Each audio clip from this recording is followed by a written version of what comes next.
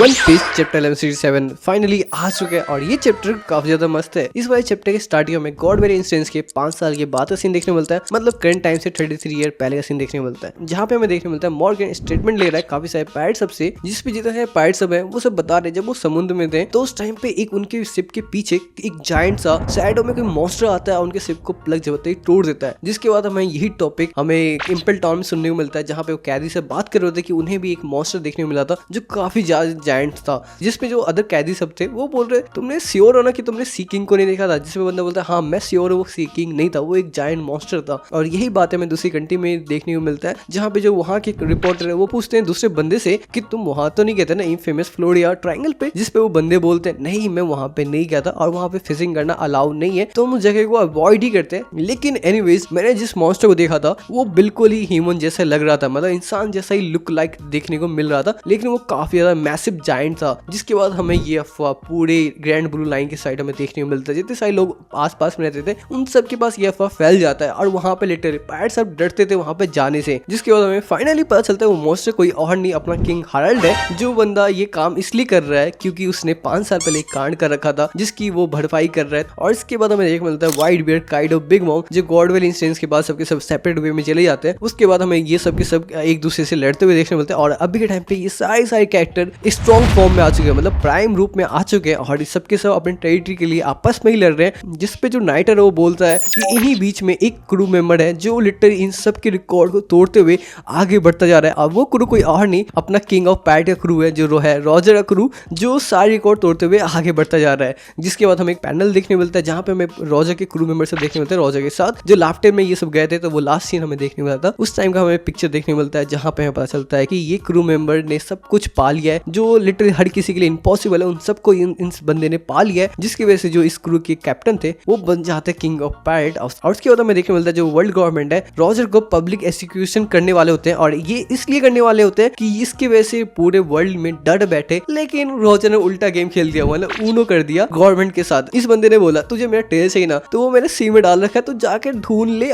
जिसके बाद एक ग्रेट पैट एरा स्टार्ट हुआ था और ये काफी ज्यादा मैसिव था, जिसकी वजह से लिटरली काफी सारे पैट्स बनने के लिए ज्वाइन होने के लिए चले गए थे और इसको रोकना बहुत ज्यादा मुश्किल था। जिसके वजह से वर्ल्ड गवर्नमेंट ने नेवी में काफी सारे जायंट्स को ज्वाइन करने के लिए स्टार्ट कर दिया था और ये चीज काफी ज्यादा सही भी था क्योंकि जायंट्स काफी ज्यादा इन बिल्ड स्ट्रॉन्ग होते हैं और नॉर्मल ह्यूमन से तो भाई बहुत ज्यादा स्ट्रॉन्ग होते हैं। जिसके बाद इन्होंने ये फैसला लिया था। जिसके बाद हमें किंग हार्ल्ड देखने मिलता है जो काफी टाइम से वेट कर रहा होता है कि वो कब डायरेक्टली काम करे, मतलब अभी टाइम में जितने से वो काम कर रहा है वो शैडो में काम कर रहा होता है, तो उसके बारे में किसी को पता नहीं होता, तो वो चाहता है कि एक डायरेक्टली काम करे और वो शैडो में छिप के काम ना करे। जिसके बाद हमें फाइनली देखने को मिलता है इस साल ही उसे मरीजोस में अप्रूवल मिल जाता है और वो बंदा मरीजोस के अंदर जाता है और बात करता है 5 एल्डर सबसे, जहाँ पे हमें देखने मिलता है उसे एक टैटू मिलता है उसके हाथ पर, सेलोसिक कॉन्ट्रैक्ट दिया गया किंग हार्ल्ड को, जिसपे किंग हार्ल्ड पूछता है ये होता गया, जिसपे जो 5 एल्डर बोलते हैं इस कॉन्ट्रैक्ट में जितने सारे लोग आते हैं वो सबके सब राइट हैंड होते हैं होली नाइट के, मतलब गॉड ऑफ नाइट के राइट हैंड होते हैं। किंग हार्ल्ड बोलता है ये मेरे लिए काफी ऑनर की वाली बात है और उसके बाद 5 एल्डर और भी ज्यादा एक्सप्लेन करते हैं कि इसमें 3 स्टेज होते हैं। सबसे जो लोअर होता है वो होता है सेलोसिक कॉन्ट्रैक्ट, उसका जो सेकंड होता है वो डीप सी कॉन्ट्रैक्ट होता है, उसका जो पहला होता है वो होता है डीप सी कॉन्ट्रैक्ट होता है, जिसमें 13 लोग ही चुने जाते हैं गॉड बनने के लिए। इसमें ये सब फुल्ली गॉड नाइट बन जाते हैं। जिसपे किंग हार्ल्ड पूछता है ये गॉड का मतलब क्या होता है, जिसमें न्यूज़ अच्छे से एक्सप्लेन करता है और बोलता है जब तुम गॉड नाइट फुल्ली तरीके से बन जाते हो तो तुम्हें पूरे वर्ल्ड का डेप्थ के बारे में अच्छे तरीके से पता चलता है। इसके बाद किंग हार्ल्ड बोलता है तो अगर मैं ये सब बन जाता हूँ तो क्या मेरे नेशन को, मतलब मेरी कंट्री को लोग अपनाएंगे और उनसे मतलब प्रॉपर तरीके से बिहेव, अच्छे से बिहेव करेंगे। जिसपे बोलता है हाँ क्यों नहीं, जब तुम बन जाओगे तो तुम्हारी कंट्री भी हमारे नेशन वाले मेंबर में ज्वाइन हो जाएगा। जिसके बाद किंग हार्ल्ड ये चीज सुन के काफी ज्यादा खुश हो जाता है और वो बंदा बोलता है इस अपॉर्चुनिटी के लिए मैं काफी ज्यादा ग्रेटफुल हूँ और मैं अपने आप को काफी अच्छे से प्रूव करूंगा इस चीज के लिए। इसके बाद सीन सेट होता है जहाँ पे हमें किंग हार्ल्ड देखने मिलता है वो जो टेंपल के अंदर जा रहा होता है, जो गॉड ऑफ नाइट का टेंपल होता है और इसको बोला जाता है शंकरा, जो हमने पहली बार देखा है, मतलब पहले हमें कभी इसके बारे में सुना भी नहीं था कि ऐसा कुछ होता है, जो हमें देखने को मिल रहा है फर्स्ट टाइम। और यहाँ पर सबके सब जितने सारे होली नाइट के मेंबर सब होते हैं वो सबके सब रहते हैं, जहाँ पे हमें देखने को मिलता है, जहाँ पे हमें सैम रॉक सूमर्स और फिगर लैंड भी देखने को मिलता है, जहाँ पे गार्ली अपने मन में ही बोलता है कि what is the great one planning, क्योंकि भाई जो एल्बाफ का किंग है वो अभी के टाइम पे सर्व कर रहा है होली नाइट में, जिसकी वजह से इस बंदे के अंदर ये डाउट आया। जिसपे सूमर से बोलता है कि तुम किंग होने के बाद भी तुम हमारी बात मानोगे, जिसपे जो हार्ल्ड है वो बोलता है हाँ मैं मानूंगा, तुम एक बात कुछ बोल दो मैं उसको पूरी तरह से वही करूंगा। जिसके बाद गार्ली किंग हार्ल्ड को बोलता है कि हम दोनों ट्रांसपोर्टर ट्रेन रखेंगे जो लॉन्ग डिस्टेंस में काम करता है, जब भी तुम्हें कोई नेसेसरी काम पड़े तो हमसे कांटेक्ट करना और तुम्हें जहां जाना है तुम वहां जा सकते हो, लेकिन तुम्हें यहाँ की की बातें या और यहाँ के बारे में कुछ भी तुम्हें बाहर नहीं बताना है। जिसके बाद किंग हार्ड बोलता है अंडरस्टूड, और उसके बाद ये सीन यहीं पे खत्म होता है। और इसी टाइम से 13 साल बाद का सीन हमें देखने को मिलता है, मतलब करंट टाइम से 20 साल पहले का सीन हमें देखने को मिलता है, जहाँ पे हमें देखने को मिलता है नेपच्यून और हार्ड दोनों बात कर रहे होते हैं और दोनों अपने बेटे के बारे में बात कर रहे होते हैं। सॉरी, मतलब किंग हार्ड के बेटे के बारे में बातचीत चल रही होती है, जिसमें जो किंग हार्ड बोलता है कि मेरा जो बेटा है बहुत ज्यादा बदमाश है, जिसमें जो नेपच्यून वो बोलता है उतना ही बुरा नहीं, वो थोड़ा बहुत ठीक ठाक है। तुमने तो भाई अपने यूथ में, मतलब अपने जमाने में तुमने तो बहुत सारे कांड कर रखे हैं, उससे तो उतना कुछ करा भी नहीं है। उसके बाद नेपच्यून बोलता है हमारे इलाके में एक फॉर्चून टेलर है जिन्होंने हमें बताया कि हमारे 4 साल के बाद एक हमारी बेटी होगी, तो मैं सोच रहा तुम्हारी बेटी लोकी से मेरी फ्यूचर डॉटर से शादी करा देने के लिए। जिसमें जो किंग हार्ड है वो लिटरली काफी ज्यादा इरिटेट होता है, कहता है भाई तू काफी ज्यादा दूर की बात सोच रहा है, इतना नहीं दूर की सोचना, ठीक है थोड़ा सा थम जा। जिसमें नेपच्यून कहता है भाई तू बात तो समझ, जो मेरी बेटी है वो काफी ज्यादा स्ट्रांग होने वाली है, मतलब उसका जो पावर है वो काफी ज्यादा अलग लेवल का होगा, तो उससे संभालना बहुत ज्यादा मुश्किल है। ये बात सुन के किंग हार्ड बोलता है तब तो भाई ये मैचिंग वाला सीन हो चुका है, इसी बात पे चेस कर। और उसके बाद वो बोलता है कि मेरा ट्रबल मेकर बेटा और तेरी मौस बेटी दोनों शादी करेंगे। और इसके बाद हमें इसी सीन बीच में हमें देखने मिलता है जो नेपच्यून का जो एक बेटा होता है। इसके बाद हमें एल्वाप का सीन देखने को मिलता है जहाँ पे ऑल लाइब्रेरी है, वहाँ पे हमें सॉल देखने को मिलता है जो बात कर रहा होता है किंग हार्ड से वहाँ पे रहने के लिए। जिसपे किंग हार्ड बोलता है तुम यहाँ पे बेफिक्र रह सकते हो अब, लेकिन तुम क्या एक काम कर सकते हो कि यहाँ पे तुम लोग बच्चे सबको पढ़ा सकते हो, मतलब स्कूल खोल के यहाँ पे लोगों को पढ़ा सकते हो। जिसके बाद 5 साल बाद, मतलब उस टाइम से और करंट टाइम से 15 साल पहले से हमें देखने को मिलता है, जहाँ पे हमें देखने को मिलता है मई जॉस में काफी सारे जो स्लेव सब होते हैं वो लिटरली भागने लगते हैं, मतलब उनको कोई छुड़ा चुका है और जिसकी वजह से वो सबके भाग रहे हैं। जिसके बाद हमें देखने को मिलता है फिश टाइगर जो लिटरली भाग रहा होता है, लेकिन उसके सामने एक होली नाइट मेंबर हमें देखने को मिलता है जो लिटरली हमें लग रहा था कि भाई उसे अटैक करेगा, लेकिन कुछ टाइम बाद हमें पता चलता है कि उसने उसके जो हाथ में ग्लव्स थे ना, मतलब चैन था ना, उसको तोड़ देता है और उसे भागने के लिए मदद करता है। और ये बंदा कोई और नहीं अपना सैंक्स है। सैंक्स फाइनली आ चुका है इस वाले चैप्टर में। जिसके बाद फिश टाइगर जितने सारे स्लेव्स हैं उन सबको कैद से निकालने स्टार्ट करता है। वहाँ पे हमें हैंकॉक देखने मिलती है और उसके 2 बहनों देखने मिलती है जो सबके सब यहाँ से निकल जाते हैं फिशमैन के मदद से। लेकिन जो फिश टाइगर को जिसने मदद करा था वो अपना सैंक्स था, जो बहुत ज्यादा खुशी मिलती है। बंदे ने लिटरली भाई क्या क्या कांड करा है और अभी टाइम पे एजेंट की तरह काम करेगा, तो मैं बताता हूँ क्योंकि हमें आगे देखने मिलता है किंग हार्ड को इंट्रोड्यूस करता है अपने दूसरे बेटे से सैंक्स से। और इसके बाद गार्डली बोलते हैं सैंक्स के बारे में कि सैंक्स और सैम लोग दोनों भाई लॉन्ग टाइम पहले बिछड़ गए थे किसी कारणवश। और उसके बाद सैंक्स काफी मुश्किल में सरफेस वाले वर्ल्ड में, मतलब जो जहाँ पे इंसान सब रहते ना, मतलब ये भी तो इंसान ही है पर फिर भी ये अपने आप इंसान ही मानते, वहाँ पे ये बंदा काफी मुश्किल से रह रहा था। जिसके बाद ये बंदा फाइनली यहाँ पे आ चुका है और अभी के लिए ये बंदा तुम्हारे लेवल पर ही है, मतलब सेलोसी कॉन्ट्रैक्ट में ही है, मतलब गॉड ऑफ स्टील में ही है, लेकिन ये आगे जाके डीप सी कॉन्ट्रैक्ट में आएगा तब सैंक्स और सैम रॉक दोनों एक दूसरे के साथ मदद करके रहेंगे तो काफी सही रहेगा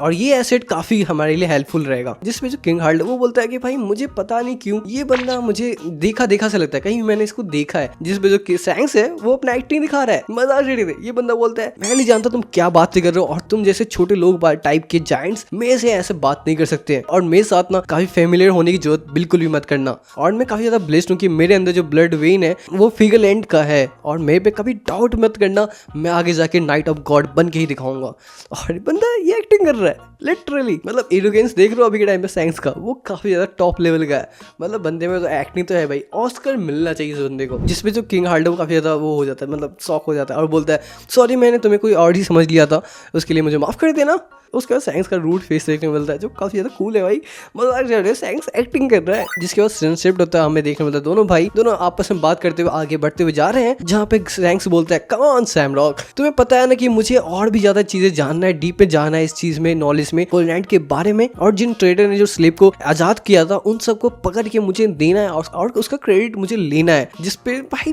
देखो भाई एक्टिंग, मतलब भाई खुद आजाद करो उसके बाद एक्टिंग दिखाओ अपने भाई के पास, मतलब भाई कि तुम बुरे ना देखो, मतलब भाई इसका तो भाई लिटरली अलग लेवल का सीन चल रहा है अभी टाइम पे। जिसपे तो सैम रॉक कहते हैं तो भाई जल्दी मत कर, तुम इस पे टाइम ले सकता है, इतना जल्दी करने की कोई जरूरत नहीं है, तुझे गॉड ऑफ नाइट बनने के लिए इतना ज्यादा मतलब फास्टली काम करने की जरूरत नहीं है, लेकिन तुम्हें पता ही भाई ये बंदा चाहता है जितना जल्दी यहाँ पे रहे उतनी जल्दी ये अपना काम करके यहाँ से निकल जाए। तुम्हें बता दो इस बीच में इसका क्रू मेंबर भी बन चुका है, जिसपे ये बंदा अभी टाइम पे काम नहीं कर रहा है, इसका जो शिप पे जो अभी टाइम पे है वो है बैकमैन काम कर रहा है, मतलब वाइस कैप्टन है, तो अभी टाइम पे वो कैप्टन के रोल में निभा रहा है और ये बंदा यहाँ पे एजेंट के रूप में आया है, साइज है जितने सारे सबूत है वो सब कुछ लेके निकल जाएगा। मतलब तुम सोचो भाई ये बंदे ने सन गॉड नीका का डेविल फ्रूट निकाला, यहाँ से काफी सारी इन्फॉर्मेशन निकाला और ये हाईएस्ट रैंक पे भी जाएगा, तो सोचो भाई इसकी बात अलग ही है भाई। जिसके बाद सैम रॉक यही बोलते हैं जो तुम्हारे चोटे आंख पे है वो अभी तक भरा नहीं है, तो तुम थोड़ा सा वेट ही कर लो, और ये चोट मेरे ख्याल से हाल फिलहाल में लगा है जिसकी वजह से हमें पट्टी देखने मिल रहा है, उस हिसाब से ये हाल फिलहाल में चोट लगा। जिसके बाद सैंक्स बोलता है तुम्हें नहीं पता कि मैं कैसे रहा हूँ सरफेस वाले वर्ल्ड पे,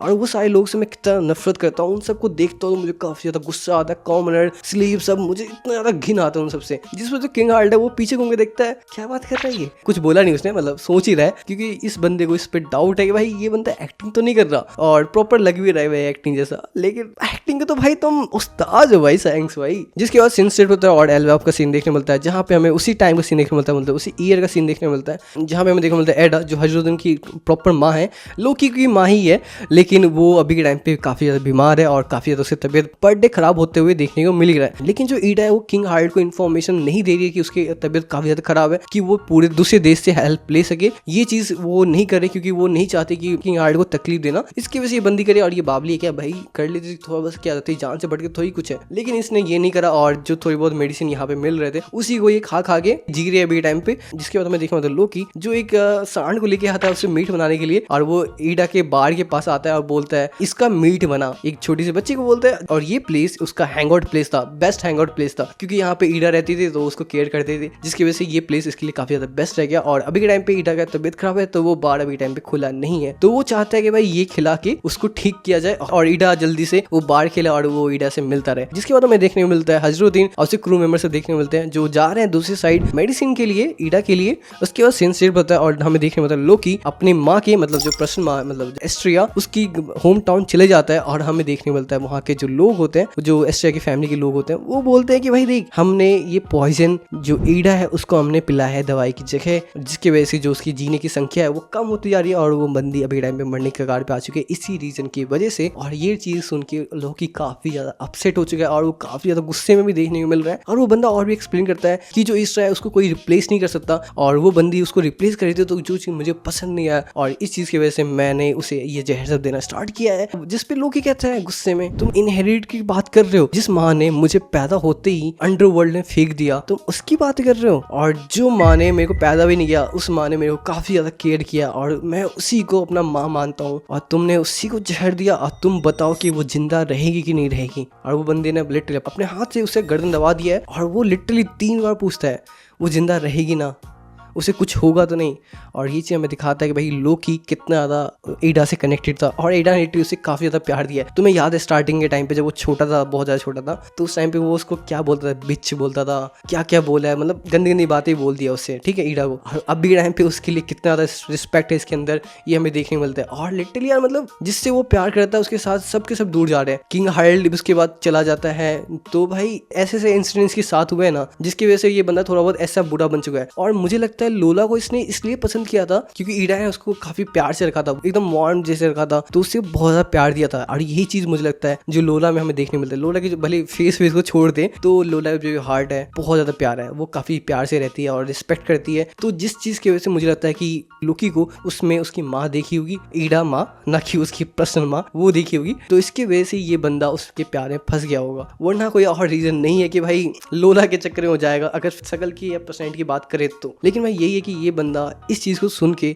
वो काफ़ी ज़्यादा ही अपसेट हो चुका है। और लिटरली हमें देखने को मिल भी रहा है कि वो कितना ज़्यादा अभी के टाइम पे उदास देखने को मिल रहा है, जो चीज़ लिटरली मैंने एक्सपेक्ट नहीं किया था कि भाई ये बंदा इतना चेंज हो जाएगा। मतलब जिसको इतना ज़्यादा नफरत करता था वो बंदा, वो अभी के टाइम पे उसके लिए काफ़ी ज़्यादा फीलिंग्स निकाल रखा है। तो तुम्हें ये वीडियो पसंद आए तो प्लीज़ वीडियो लाइक मार देना, बहुत ज़्यादा मेहनत लगती है वीडियो बनाने में, तो प्लीज़ वीडियो को लाइक मार देना और चैनल को सब्सक्राइब कर देना, इससे तुम्हें काफ़ी ज़्यादा मोटिवेशन मिलता है। तो फिर मिलते हैं नेक्स्ट वीडियो के साथ, please stay safe, keep high, bye bye.